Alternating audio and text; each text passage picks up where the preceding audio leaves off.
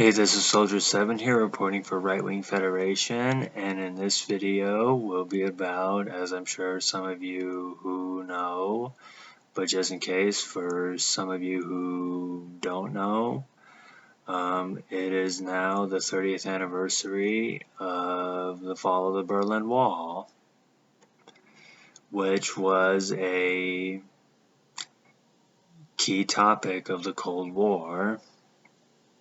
As you know, for 28 years, the city of Berlin was divided in two by a wall.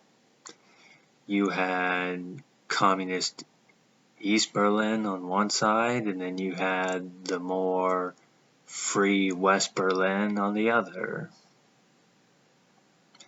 And not to mention, during this 28-year period, there was a dark history of people trying to get out, trying to get away, mainly those in the East trying to get to the West, and a lot of the people who try to get out, as I said, people trying to get from the East to the West, a lot of people who try to get over the wall ended up getting killed. Whether if it was by the guards or what if they stepped on something, who knows.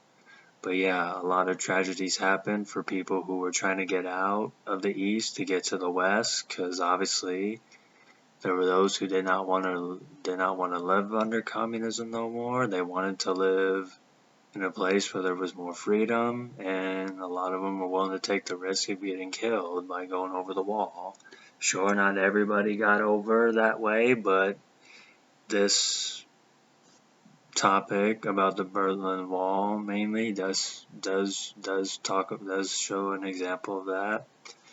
But nevertheless, come the year 1989, people didn't really have to worry about that no more.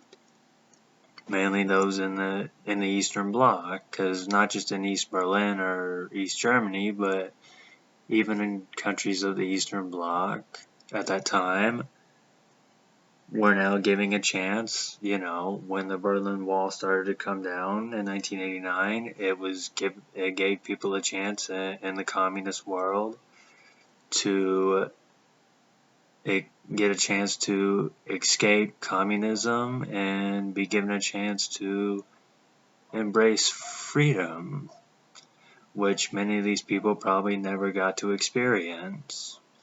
And as you know, some of that still kind of goes on today, mainly the Korean Peninsula, as you know.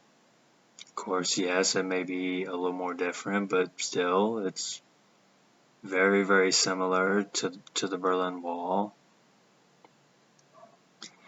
And also, I'd like to remind that during this time, when the Berlin Wall started to come down 30 years ago, in 1989, there was the 1989 revolutions going on at the time, which, if you go back and look at some of the older videos of this channel, a video was done about that.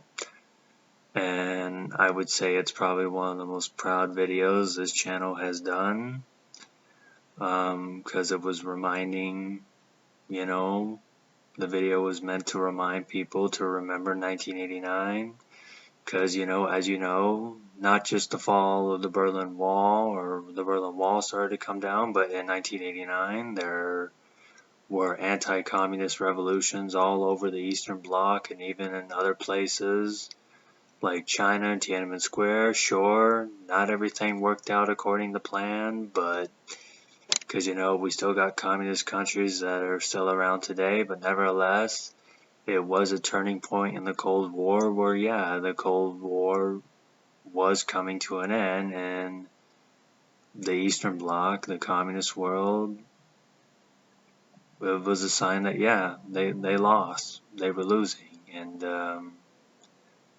yeah. So, yeah, that's all I just want to get on to about this video. I won't make it too long, but I just wanted to make a quick video about it. And, yeah, that's all I gotta say. This is Soldier 7. Thanks for listening.